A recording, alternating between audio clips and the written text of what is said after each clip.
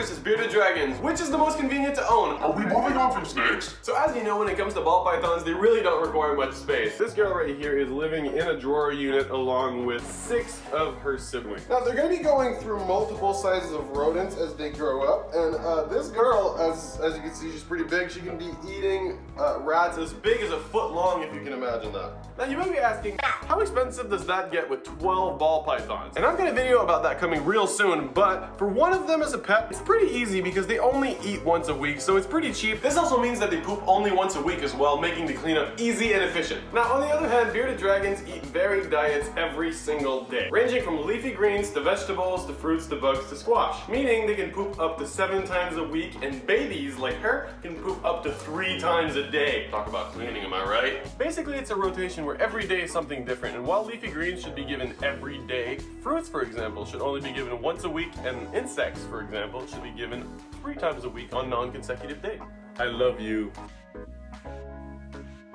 The research is complex and it's important you do it as it can save your animal's life. Bearded dragons are much more fragile than snakes. They also require constant daylight cycles of 12-hour days, 12-hour nights, where all lights must be turned off in the room. That's when they sleep, as opposed to ball pythons who just do it kind of whatever they want to. Now this obviously means needing to set up all of your snakes on heating pads as opposed to heat lamps, because otherwise it would upset the dragon's sleeping cycle. The snakes can do perfectly fine in the dark as long as they've got heat.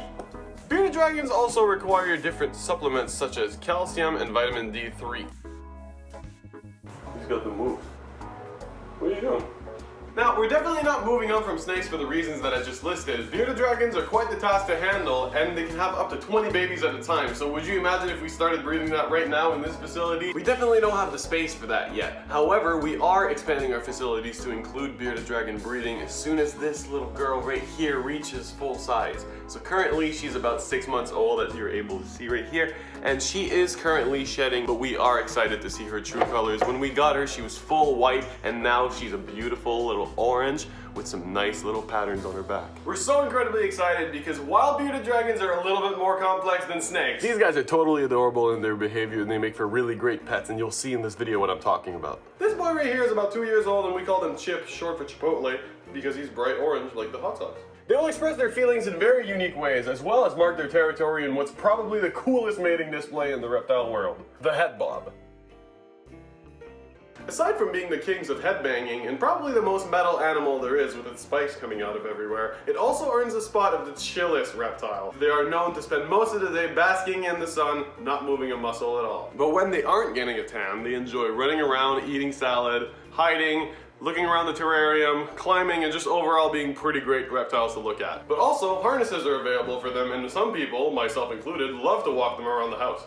Snakes, well, you can take out, but they can quickly become quite the hassle, as you can see. So I don't think I can answer which is my favorite. Honestly, I fell in love with these little homies, and I really enjoy the new things that they allow me to experience as a reptile breeder. However, I've been into snakes my entire life. These animals are all like family to me, and honestly, I would love to know which is your favorite reptile, and maybe one day we'll have the opportunity to add it to our collection. So from my family to yours, have an awesome day!